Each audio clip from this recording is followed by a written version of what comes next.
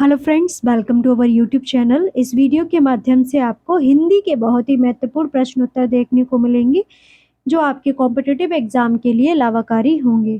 पूरा वीडियो देखिए। आज हम 10वां प्रैक्टिस सेट कर रहे हैं, तो आपने अगर वीडियो नहीं देखा है तो देखते जाइएगा और अपनी तैयारी को बूस्टअप करते जाइएगा। फर्स्ट क्वेश्चन है, अविज्ञ शब्द का विलोम शब्द है।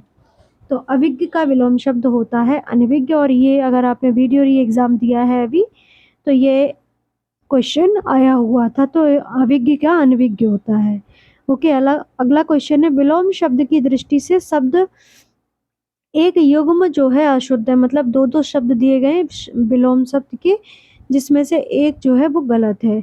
ए ऑप्शन है आयात का निर्यात, बी ऑप्शन है दृश्य का अदृश्य, सी ऑप्शन है प्रत्यक्ष का परोक्ष, डी ऑप्शन है आमिष का सामिष। तो इसका जो डी ऑप्शन है वो डी ऑप्शन हो जाएगा। आमिष का सामिष अशुद्ध युग्म है, इसका शुद्ध युग्म होगा आमिष का निरामिष। ओके, अगला क्वेश्चन है, अपव्यय का विलोम शब्द क्या होगा। अपव्यय का विलोम शब्द सदैव मितव्यय होता है। जल्दी जल्दी से बता दे रहे हैं क्योंकि विलोम शब्द ही बताने हैं। अगला क्वेश्चन है, आर्द्र का विलोम शब्द क्या होगा। तो आर्द्र का विलोम शब्द सदैव शुष्क होगा। और आर्द्रता को मापने वाला अगर पूछ लिया जाए तो वो होता है हाइग्रोमीटर। तो ये भी याद रखिएगा, जीएस का क्वेश्चन है। कोई भी एग्जाम आप देखेंगे जिसमें हिंदी का पोर्शन पूछा जा रहा है तो उसमें जीएस भी पूछा जाता है। अगर आप जीएस देखना चाहते हो तो हमारे जीएस का भी प्रैक्टिस सेट चलता है, आप वो भी वीडियो देख सकते हैं। 15 to 20 क्वेश्चंस होते हैं, उसमें व्याख्या के साथ बताया जाता है। एक क्वेश्चन के साथ 4-4 क्वेश्चन बताए जाते हैं। आप उस वीडियो को देख सकते हैं, जिसका लिंक आपको इस वीडियो के ऊपर मिल जाएगा। ठीक है, तो आप आराम से देख सकते हो। ठीक है, अगला क्वेश्चन है, आमिष का विलोम शब्द अभी आपको बताया गया निरामिष होता है। अगला क्वेश्चन है, अतिरंग का विलोम शब्द क्या होता है। तो अतिरंग का विलोम शब्द बहिरंग होता है। ठीक है, इसका बी ऑप्शन बिल्कुल सही है। और इसमें जो 3 विलोम शब्द दिए इनका कोई मतलब नहीं होता है। अगला क्वेश्चन है, अनुज का विपरीतार्थक शब्द पूछा गया है। तो अनुज का मतलब होता है छोटा भाई। तो इसका जो बड़ा मतलब होता है तो वो होता है अग्रज। अग्रज का मतलब आगे आने वाला, तो मतलब बड़ा भाई। ठीक है, अगला क्वेश्चन है, नीचे दिए गए विपरीतार्थक शब्द छाटिए। तो अनुकूल का बहुत सरल है, ये प्रैक्टिस सेट बहुत सरल है। तो अनुकूल का सदैव प्रतिकूल विलोम शब्द होता है। अगला क्वेश्चन है, अधम का विपरीतार्थक शब्द क्या होगा। तो अधम ए ऑप्शन है नेक, बी ऑप्शन है उत्तम, सी ऑप्शन है बुरा, डी ऑप्शन है नारकी। तो अधम का जो विलोम शब्द होगा वो होगा उत्तम। अगला क्वेश्चन है, इनमें से कौन सी विपरीत स्थिति की जोड़ी सही नहीं है। मतलब अपाच्य और कुपाच्य, शुक्ल और कृष्ण, बर्बर और सभ्य, अज्ञ और विज्ञ। तो इसका जो 10वें का आंसर है वो हो जाएगा ए ऑप्शन।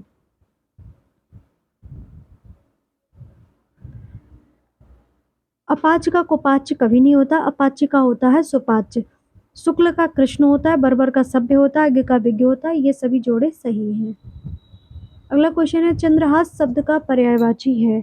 ए ऑप्शन है चांदनी, बी ऑप्शन है पक्षी, सी ऑप्शन है मनमथ, और डी ऑप्शन है करवाल। तो इसका जो डी ऑप्शन है वो बिल्कुल सही हो जाएगा। चंद्रहास शब्द का पर्यायवाची जो होता है वो करवाल होता है। चंद्रहास शब्द का पर्यायवाची करवाल होता है। इसके अन्य पर्याय की बात करें तो तलवार, असी, कृपाण, शमशीर, खड़क आदि होते हैं। चांदनी का पर्याय इसमें जो ए ऑप्शन दिया है तो चांदनी में होता है ज्योत्सना, कौमुदी, जुनहाई, अंजोरिया, चंद्रिका इत्यादि। पक्षी के पर्यायवाची की बात करें तो पर्याय होते हैं इसमें बेहंग, बेहग, बखेरू, संकुत, पतंग इत्यादि। मनमय में होते हैं कामदेव। ठीक है, और इनके अन्य पर्याय होते हैं अनंग, कंदर्व, मदन, मदेह, मनोज, मगर इत्यादि। अगला क्वेश्चन है, जंगल शब्द का पर्यायवाची शब्द है। तो ए ऑप्शन है इसका प्रमोद, बी ऑप्शन है विश्रांति, सी ऑप्शन है कांतार, डी ऑप्शन है देव। तो जंगल शब्द का जो पर्यायवाची होता है वो होता है कांतार। ठीक है, कांतार, कानन, बिहिप, ये सभी जो हैं विपिन, अटवी, वन, ये सभी जंगल के पर्यायवाची होते हैं। ठीक है, प्रमोद शब्द का पर्याय होता है मोद, हर्ष, प्रसन्नता, उल्लास, आह्लाद इत्यादि। तो ये याद रखिएगा। अगला क्वेश्चन है, तरंग शब्द का पर्यायवाची शब्द है। ए ऑप्शन है पुष्कर, बी ऑप्शन है कुल, सी ऑप्शन है जलधि, डी ऑप्शन है उर्मी। तो इसका जो डी ऑप्शन है वो बिल्कुल सही हो जाएगा। तरंग शब्द का पर्यायवाची होता है उर्मी। इसके अन्य पर्यायवाची की बात करें तो होती है हिलोर, बीची, लहर इत्यादि। ए ऑप्शन में दिया गया है पुष्कर, तो जिसका मतलब होता है सर, सरोवर, तड़ाग, तालाब, पोखर, पद्माकर इत्यादि। ठीक है। अगला क्वेश्चन है, निम्नलिखित में से कौन सा शब्द तरक्की का पर्याय नहीं है। ए ऑप्शन है विकास, बी ऑप्शन है वृद्धि, सी ऑप्शन है अपकर्ष, डी ऑप्शन है उन्नति। तो आप सभी लोग ऑप्शन पढ़ते ही समझ गए होंगे, सी ऑप्शन जो है इसका पर्याय नहीं है। तरक्की का आप पर्याय जो है अपकर्ष नहीं होता, बल्कि अपकर्ष अवनति का पर्याय होता है। अवनति के अन्य पर्याय होते हैं अधोगति, क्षय, ह्रास, गिरावट, पतन, झुकाव इत्यादि। और जो विकास, वृद्धि, उन्नति है ये सभी तरक्की के पर्यायवाची होते हैं। अगला क्वेश्चन है, दूध का पर्याय नहीं है। स्तन्य, बी ऑप्शन है खीर, सी ऑप्शन है पीर, डी ऑप्शन है नवनीत। तो इसका जो डी ऑप्शन है वो दूध का पर्याय नहीं होता है। नवनीत दूध का पर्यायवाची नहीं होता, नवनीत होता है मक्खन का पर्यायवाची, जिसके अन्य पर्याय होते हैं लौनी, दधिसार, माखन, मच्छर इत्यादि। स्तन्य जो और खीर और दूध जो है ये सभी जो है दूध के पर्यायवाची होते हैं। अगला क्वेश्चन है, इनमें से देवता का पर्याय है। ए ऑप्शन है अलंकेश, बी ऑप्शन है विबुधु, सी ऑप्शन है अनेक, डी ऑप्शन है ज्योतिष। तो इसका जो सही आंसर हो जाएगा वो बी ऑप्शन हो जाएगा। देवता का पर्याय विबुध होता है। इसके अन्य पर्याय होते हैं अमर, देव, निर्जर, त्रिदश, आदित्य, गीवाण, सुर इत्यादि। अलंकेश कुबेर का पर्यायवाची शब्द है। इनके अन्य पर्याय किन्नरेश, यक्षराज, धनाढ्य, धनद आदि हैं। अगला क्वेश्चन है, दृष्टि के पर्याय हैं। ए ऑप्शन है नजर, निगाह, बी ऑप्शन है अवलोकन, टकटकी, सी ऑप्शन है अभिप्राय, ध्यान, डी ऑप्शन है अनुमान, नियत। तो इसका जो ए ऑप्शन है वो बिल्कुल सही हो जाएगा। नजर और निगाह जो है दृष्टि के पर्याय होते हैं, और अच्छी, चक्षु, दृगोदय, लोचन, नयन, अंबक ये सभी भी आंख के पर्यायवाची होते हैं। अगला क्वेश्चन है, धूसर किसका पर्यायवाची है। ए ऑप्शन है अश्व, बी ऑप्शन है मेघ, सी ऑप्शन है गंधर्व, डी ऑप्शन है अजा। तो इसका जो सी ऑप्शन है वो बिल्कुल सही हो जाएगा, गंधर्व। धूसर जो है गंधर्व का पर्याय होता है। गंधर्व मतलब होता है खर, गधा, गधा, रासव। अश्व का पर्याय घोड़ा, तुरग, तुरंग, घोटक, बाजी आदि होता है। मेघ के पर्याय बादल, जलद, घन, जलधर, बारिश आदि होते हैं। अगला क्वेश्चन है, नाहर के लिए समुचित पर्यायवाची शब्द कौन सा है। ए ऑप्शन है नदी, बी ऑप्शन है व्याघ्र, सी ऑप्शन है सरता, डी ऑप्शन है शेर। तो इसका जो डी ऑप्शन है वो बिल्कुल सही हो जाएगा। नाहर के लिए सही पर्यायवाची शब्द होता है शेर। शेर के अन्य पर्यायवाची की बात करें तो शेर के अन्य पर्यायवाची होते हैं सिंह, केसरी, वनराज, शार्दूल, पंचानन, मृगराज, केहरी, केशी इत्यादि जो है शेर के पर्यायवाची होते हैं। अगला क्वेश्चन है, इनमें से कौन सा शब्द नदी का समानार्थी नहीं है। ए ऑप्शन है बारी, बी ऑप्शन है निर्झरी, सी ऑप्शन है सरताड़, डी ऑप्शन है तटनी।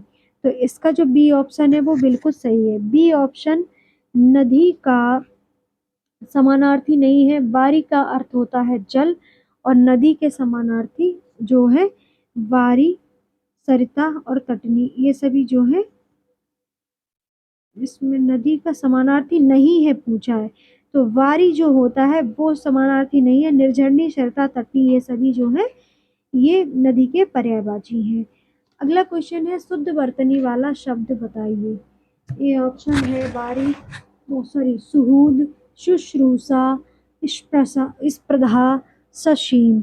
तो इसका जो सही आंसर हो जाएगा वो बी ऑप्शन हो जाएगा। शुश्रूषा जो है बिल्कुल शुद्ध शब्द लिखा हुआ है। अगला क्वेश्चन है, आजकल अनुशासन के अभाव में विद्यार्थियों में उच्छृंखलता आती है, रेखांकित शब्द को शुद्ध करें। उच्छृंखलता कई बार लिखवा भी चुके हैं, तो एक बार फिर से लिख लीजिएगा किस तरह से लिखी जाती है। ये इम्पोर्टेंट है। इस तरह से आप लिख के एक बार देख लेंगी ना तो आपको अच्छे से याद हो जाएगा। तो आपको शुद्ध वाक्य, शुद्ध शब्द चुनने में कोई भी दिक्कत नहीं आएगी। इस तरह से लिखते हैं, उच्छृंखल था। तो अब ऑप्शन मिला लीजिए कौन सा सही है। तो आपका जो ऑप्शन है वो सी ऑप्शन बिल्कुल सही है। अब बाकी शुद्धि से संबंधित क्वेश्चन है। ए ऑप्शन है निरपराधी को दंड देना उचित नहीं है। बी ऑप्शन है न्यायालय से उसको निर्दोष ठहराया। सी ऑप्शन है न्यायालय ने उसको निर्दोष बनाया। डी ऑप्शन है न्यायालय ने उसको अपराधी लगाया। तो इसका जो बी ऑप्शन है वो बिल्कुल सही है। न्यायालय ने उसको निर्दोष बताया, निर्दोष ठहराया। अगला क्वेश्चन है, शुद्ध वाक्य का चयन कीजिए। उसने वहां पहुंचकर शोर मचाया। बी ऑप्शन, उसका घर मेरे को मालूम नहीं। सी ऑप्शन, उसने ये कब बोला। डी ऑप्शन है मेरे से मत उलझो, घर जाओ। तो इसका जो ए ऑप्शन है वो बिल्कुल सही हो जाएगा। उसने वहां पहुंचकर शोर मचाया वाक्य शुद्ध है। शेष विकल्प, उसने मेरे घर को मालूम नहीं वाक्य शुद्ध है। इसका शुद्ध वाक्य होगा उसका घर मुझे मालूम नहीं। मेरे से मत उलझो मतलब घर जाओ, तो ये भी अशुद्ध है, तो ये होगा मुझसे मत उलझो, घर जाओ। अगला क्वेश्चन है, यद्यपि वे बीमार था परंतु वे मेला गया, वाक्य में त्रुटि समान है। तो इसमें क्या त्रुटि है। यद्यपि वे बीमार था लेकिन वह मेला गया। बी ऑप्शन है यद्यपि वह बीमार था फिर भी वह मेला गया। सी ऑप्शन है यद्यपि वह बीमार था तथापि वह मेला गया। डी ऑप्शन है यद्यपि वह बीमार था किंतु वह मेला गया। तो इसका जो सी ऑप्शन है वो बिल्कुल सही हो जाएगा। यद्यपि वह बीमार था तथापि वह मेला गया। अगला क्वेश्चन है, निम्नलिखित में से विभक्ति संबंधी त्रुटि वाला वाक्य पहचानिए। ए ऑप्शन है राम घर को जाती है। बी ऑप्शन है राधा बाजार जाती है। सी ऑप्शन है राधिका पुस्तक पढ़ रही है। डी ऑप्शन है राम घर जाता है।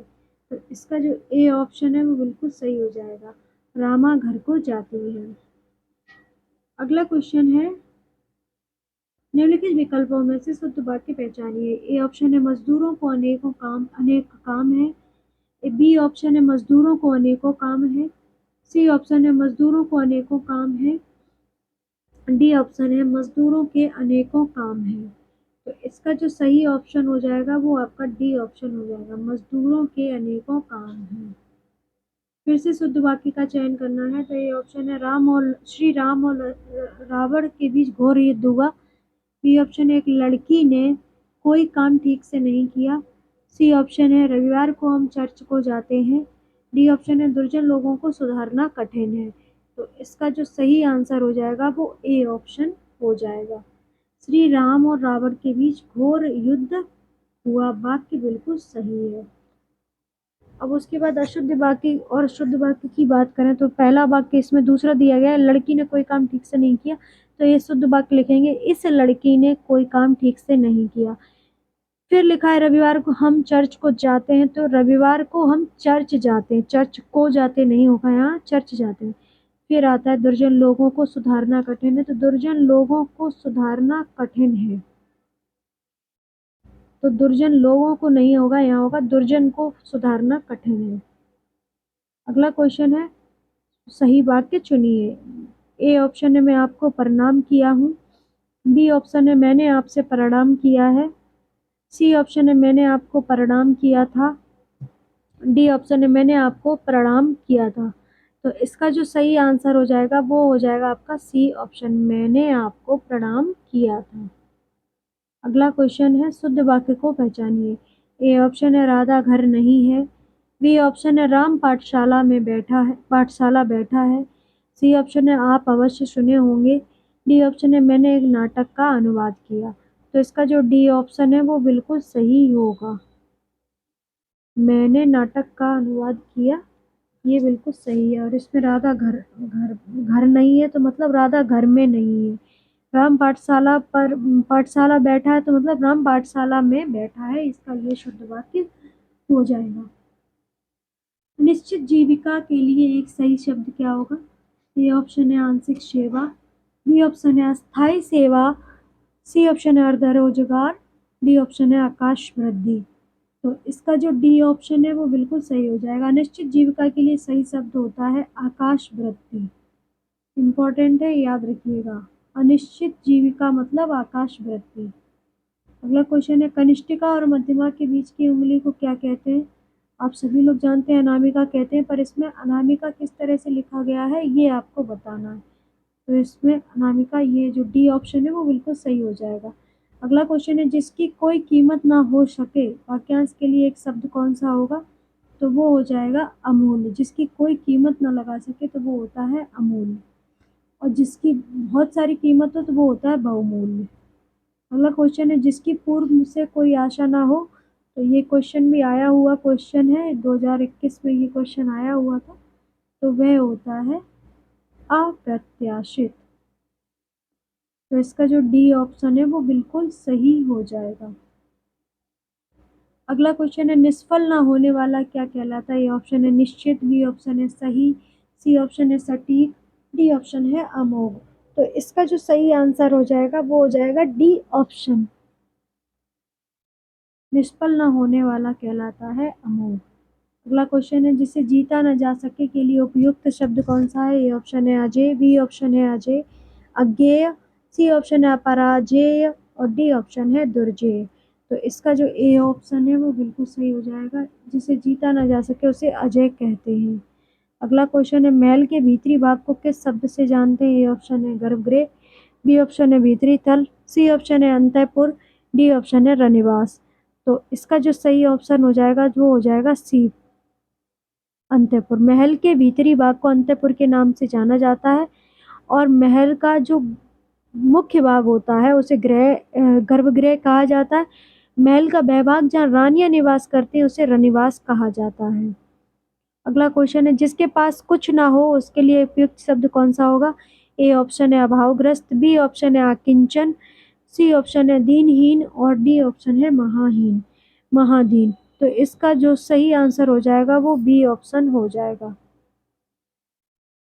अगला क्वेश्चन है गुरु के समीप रहकर शिक्षा ग्रहण करने के लिए एक शब्द। गुरुकुलवासी, बी ऑप्शन है छात्रवासी, सी ऑप्शन है अंतेवासी, डी ऑप्शन है आश्रमवासी। तो इसका जो सी ऑप्शन है वो बिल्कुल सही हो जाएगा। गुरु के समीप रहकर शिक्षा ग्रहण करने वाला व्यक्ति अंतेवासी कहलाता है। अगला क्वेश्चन है जो आशा से परे हो, वाक्यांश के लिए एक शब्द क्या होगा? ए ऑप्शन है नाउम्मीदी, बी ऑप्शन है आशातीत, सी ऑप्शन है अग्रसोची, डी ऑप्शन है अप्रत्याशित। तो इसका जो बी ऑप्शन है वो बिल्कुल सही हो जाएगा। जो आशा से परे हो उसे आशातीत कहा जाता है। अगला क्वेश्चन है मक्षिका किसका तत्सम है? ए ऑप्शन है मछली, बी ऑप्शन है मक्खी, सी ऑप्शन है मच्छर, डी ऑप्शन है मिट्टी। तो इसका जो बी ऑप्शन है वो बिल्कुल सही हो जाएगा।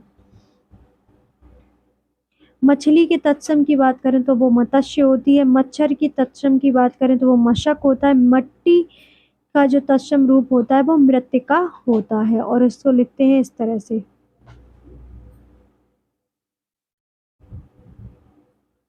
अगला क्वेश्चन है तिलक किस प्रकार का शब्द है? ए ऑप्शन है तद्भव, बी ऑप्शन ए ऑप्शन है तत्सम, बी ऑप्शन है तद्भव, सी ऑप्शन है देशज, डी ऑप्शन है संकर। तो तिलक जो है तत्सम शब्द है, तिलक का तद्भव होता है टीका। अगला क्वेश्चन है काटना का तत्सम क्या होगा? तो ये कल भी क्वेश्चन आया था, आप सभी लोग तुरंत बता दिए होंगे। तो इसका होता है कर्तन। काटने का जो तत्सम होता है वो कर्तन होता है। निम्न में से कौन सा तत्सम है? आज, आंख, अग्र, आग। तो इसका जो सही आंसर हो जाएगा वो हो जाएगा सी ऑप्शन अग्र। अगला क्वेश्चन है निम्नलिखित विकल्पों में से तत्सम शब्द का चयन कीजिए। ए ऑप्शन है तीखा, बी ऑप्शन है अटारी, सी ऑप्शन है निकृष्ट, डी ऑप्शन है गहरा। तो आप लोग ऑप्शन पढ़ते ही समझ गए होंगे, सी ऑप्शन जो है वह तत्सम शब्द हो जाए। निकृष्ट शब्द जो है तत्सम शब्द है, बाकी तीखा, अटारी, गहरा ये सभी तद्भव शब्द हैं। अगला क्वेश्चन है निम्नलिखित में से कौन सा शब्द तत्सम है? बी ऑप्शन है ए ऑप्शन है सांप, बी ऑप्शन है शाम, सी ऑप्शन है बीड़ा, डी ऑप्शन है विस्मय। तो इसका जो डी ऑप्शन है वो बिल्कुल सही हो जाएगा। विस्मय शब्द तत्सम है, विकल्प सांप, बीड़ा शब्द जो है ये सभी तद्भव है, इनके प्रत्यय की अगर बात करें तो सांप का जो तत्सम होता है वो होता है सर्प, और शाम का होता है संध्या, और बीड़ा का होता है वीणा। वीणा। ठीक है। अगला क्वेश्चन है, निम्नलिखित में से कौन सा शब्द तत्सम है? ए ऑप्शन है मुमुक्षु, बी ऑप्शन है वरिष्ठ, सी ऑप्शन है अंगूठा, डी ऑप्शन है ऊष्मा। तो इसका जो ए ऑप्शन है वो बिल्कुल सही हो जाएगा। मुमुक्षु जो है तत्सम शब्द है, वरिष्ठ, अंगूठा ये सभी तद्भव शब्द है। अगला क्वेश्चन है, सुई का तत्सम रूप क्या होगा? तो ये भी क्वेश्चन आया हुआ क्वेश्चन है। तो इसका जो सही